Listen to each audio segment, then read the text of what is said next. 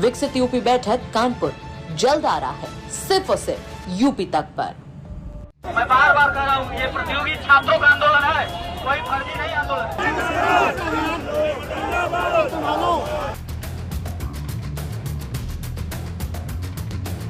तो ये पूरा कोचिंग संस्थान पीडीए ने सील कर दिया है और अग्निशमन विभाग ने भी अपना नोटिस यहाँ पर लगाया है।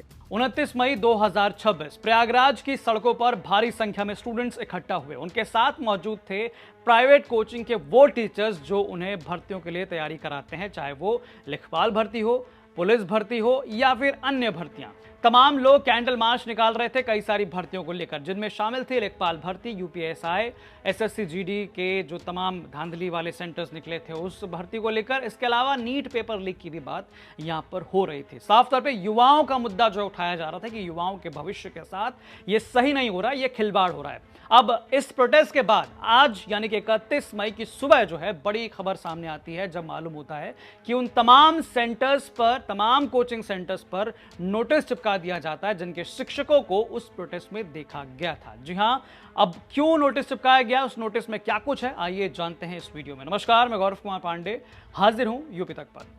दरअसल सुबह सुबह प्रयागराज के एग्जामपुर कोचिंग सेंटर के बाहर दरवाजे पर बड़े बड़े अक्षरों में महत्वपूर्ण सूचना वाला एक नोटिस जो है वो लगा गया है। बाकायदा यहां पर भारी संख्या में पुलिस बल भी मौजूद है। अब तमाम जो अभ्यर्थी वहां पर तैयारी करने के लिए रोज जो है कोचिंग जाते हैं, वो जैसे ही सुबह पहुंचे तो वहां पर उन्हें पुलिस बल और साथ ही साथ प्रयागराज डेवलपमेंट अथॉरिटी के जो अधिकारी हैं वो वहां पर नजर आए। ये प्रयागराज का हासिमपुर है और हासिमपुर में ये एग्जामपुर कोचिंग है जहाँ पर तमाम प्रतियोगी परीक्षाओं की जो तैयारी है वो कराई जाती है। और यहाँ पर लिखा हुआ है एग्जामपुर कलम से क्रांति। तो ये पूरा कोचिंग संस्थान पीडीए ने सील कर दिया है और अग्निशमन विभाग ने भी अपना नोटिस यहाँ पर लगाया है। और यहाँ पर जो प्रयागराज विकास प्राधिकरण का जो नोटिस है उसमें लिखा है कि यहाँ अनधिकृत होने के कारण यह निर्माण सील किया गया है। इस निर्माण में सील को तोड़ना, पुनः निर्माण की कोशिश करना तथा किसी प्रकार का क्रय विक्रय करना अवैधानिक एवं दंडनीय अपराध है। ये पीडीए का नोटिस है और ये जो नोटिस छपा गया है ये अग्निशमन विभाग के तरफ से लगाया गया है और इनका कहना है कि ये निरीक्षण में पाया गया अग्नि को रोकने के लिए जीवन सुरक्षा जो उपाय हैं उसका ये उल्लंघन करता है। तो यहाँ पर इस तरह से दो नोटिस लगाए गए हैं। लेकिन अब सवाल उठता है कि ये नोटिस क्यों चिपकाया गया, आखिर इसमें क्या है। तो नोटिस जो है अग्निशमन द्वारा जो यहाँ पर चिपकाया गया है वो मैं आपको बता देता हूँ कि यहाँ पर इस नोटिस में लिखा गया है कि आपके द्वारा बेसमेंट में कक्षाओं का संचालन किया जा रहा है जो जीव रक्षा के दृष्टिकोण से आपत्तिजनक है। इस पर तत्काल रोक लगाया जाना वांछनीय है। इसके बाद आपके द्वारा बेसमेंट में विद्यार्थियों, स्टाफ आदि के शयन हेतु कक्षा का निर्माण प्लाईवुड एवं पीवीसी सामग्री से किया गया है जो अत्यंत ज्वलनशील है तथा आपका ये कृत्य जीव रक्षा के दृष्टिकोण से अवैधानिक एवं आपत्तिजनक है। इस पर तत्काल रोक लगाया जाना चाहिए तथा ज्वलनशील सामग्री को तत्काल हटाया जाना वांछनीय है। तीसरा, आपके द्वारा भवन के निकास मार्ग को लोहे के चैनल शटर पर ताला लगाकर बाधित कर दिया गया है जो जीव रक्षा के दृष्टिकोण से आपत्तिजनक है। इस पर तत्काल रोक लगाया जाना वांछनीय है।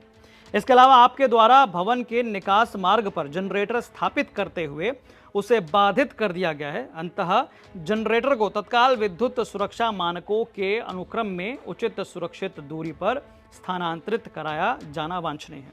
इसके बाद आपके द्वारा संपूर्ण भवन की खिड़कियों, बालकनी को पीवीसी एक्राइलिक शीट के माध्यम से पूर्ण रूप से बंद कर दिया गया जो कि अग्नि सुरक्षा के दृष्टिकोण से अत्यंत आपत्तिजनक है। इसके बाद आपके संपूर्ण भवन में उत्तर प्रदेश विद्युत सुरक्षा निदेशालय के सक्षम प्राधिकारी से विद्युत सुरक्षा ऑडिट कराते हुए विद्युत सुरक्षा प्रमाण पत्र प्राप्त करके इस कार्यालय को तत्काल उपलब्ध कराना सुनिश्चित करें। सातवां है, भवन में अग्नि सुरक्षा एवं जीव सुरक्षा की व्यवस्थाएं NBC 2005/2016 के अनुक्रम में स्थापित एवं संचालित नहीं पाई गई जिस पर तत्काल सुधारात्मक कार्रवाई किया जाना वांछनीय है।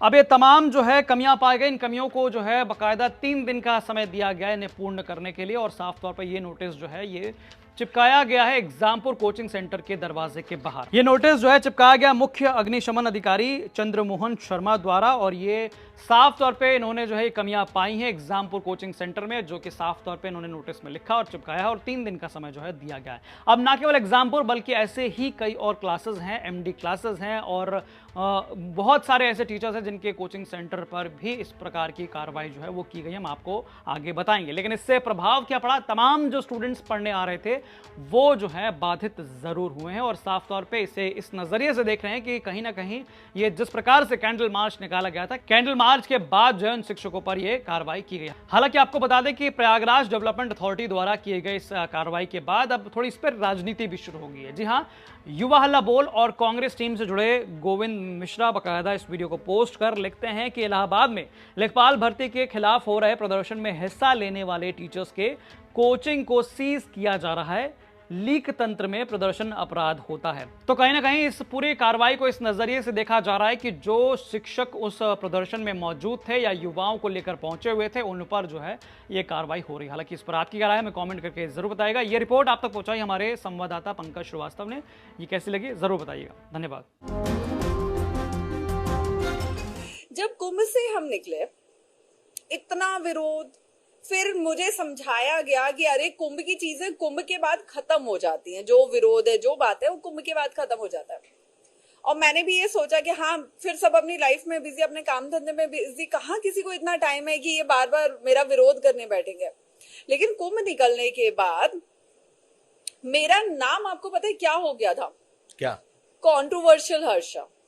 कंट्रोवर्शियल हर्षा। हाँ, जबकि अगर मैं इस चेयर पे बैठी हूँ, आपने बोला है, मैं बैठ गई, आपका ये वीडियो वायरल हो जाए, आप कुछ भी उसमें टैगलाइन डाल दे, तो इसमें मेरी कोई गलती नहीं है। मैं अगर शाही रथ पे बैठी थी और मैं अगर भगवा पहन के बैठी थी, तो मैं हर चीज अपने गुरु आज्ञा से बैठी हुई थी। जो पहना था, जहां बैठी थी, हर चीज गुरु आज्ञा से थी। तो मैं कैसे गलत हुई? ना मैंने किसी का अपमान किया, ना मैंने किसी का विरोध किया, ना किसी के साथ बदतमीजी की, ना अपनी मर्यादाएं पार की। तो मैं कैसे गलत होगी? और अगर मेरे गलत ना होने के बाद किसी को मेरा विरोध करना है, तो हर व्यक्ति अपने जीवन में स्वतंत्र है। अब महाकुंभ से निकलने के बाद मैं जहां भी जाती, जिससे भी मिलती, या कुछ साधु संतों से, क्योंकि विरोध इतना हो गया, तो मुझे यह था कि मुझे धर्म के ही रास्ते में चलना है। अब धर्म के रास्ते में अगर मुझे चलना है, तो मुझे साधु संतों का सानिध्य चाहिए, उनका मार्गदर्शन चाहिए।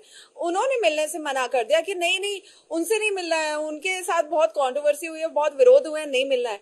अरे उस लड़की की क्या गलती थी? उस लड़की ने किसके साथ गलत किया? उसके साथ गलत हो रहे। इस वक्त अगर आप लोग साथ में नहीं होंगे तो कौन साथ में होगा? तो मुझे अंदर, या महाकुंभ से लेके इस माघ मेला, पूरा 1 साल, 365 दिन में से 300 रातें मैंने रो के गुजारी है। मैंने मरने की अपने लिए विनती की है भगवान से कि भगवान मुझे मौत दे।